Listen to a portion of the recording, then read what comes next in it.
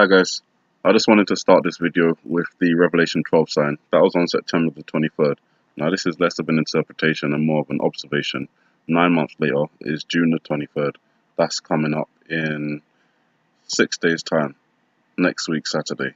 So is it possible something related to birth could happen around that time? It's possible, so still keep an eye out for any of the events we've talked about. On Thursday, the Syrian Arab army heavily bombarded the northwestern part of the Dara government following the assassination of a reconciliation delegate from the town of Tal al-Hara. The Syrian government postponed their offensive in an effort to continue reconciliation talks with the opposition in southwest Syria, which we talked about. However, on Thursday, late in the day, Dr. Musa Quambas of the reconciliation delegation was assassinated by unknown assailants. That assassination infuriated the Syrian military commanders in southwest Syria, as there is an agreement to not target reconciliation delegates.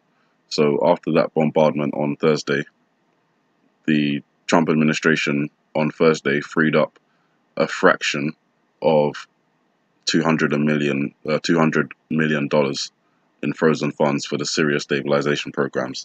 That's basically the white helmets. So $6.6 million went to support the white helmets, and the white helmets are the ones who are often accused of staging these chemical attacks.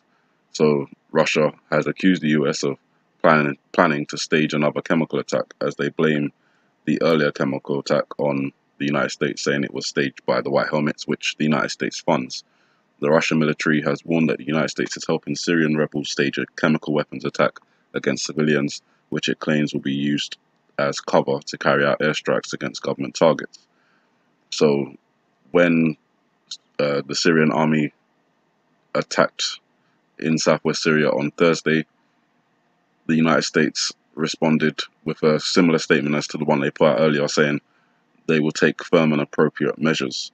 And one of those measures is obviously freeing up the funds for the white helmets. It's possible we could see some sort of provocation leading to another kind of assault in Syria. Whether that's going to involve countries like the UK or France is unknown, because at the moment, obviously, there's a bit of tension between the countries, to put it lightly.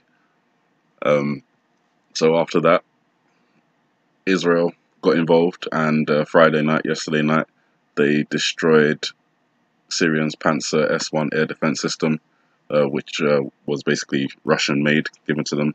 So it seems to me that they're kind of paving the way for a potential airstrike, a bigger airstrike in Syria, by getting rid of their kind of air defenses now. And obviously, with the United States saying that there's going to be firm and appropriate measures, it looks like that's what it's kind of leading to. So this conflict did escalate on the 14th and the 15th, and now we're looking for that further escalation involving the United States, which is looking to take firm and appropriate measures, and I believe that is connected to the kind of attack that Israel did on Syria's air defense system. At the same time, we know that Russia is back in Syria, so the deputy chairman of the Foreign Affairs Committee of the Russian Federation was quoted as saying on Friday that the US military should avoid using tough measures against the Syrian Arab army, and obviously that's in response to the US saying they're going to take these measures. So Americans have resorted to this practice before. I hope that there will be no unpredictable action against the Syrian government. In any case, it is necessary to avoid the confrontation, the Russian official said. To me, that's very light language of saying basically back off, or there's going to be problems.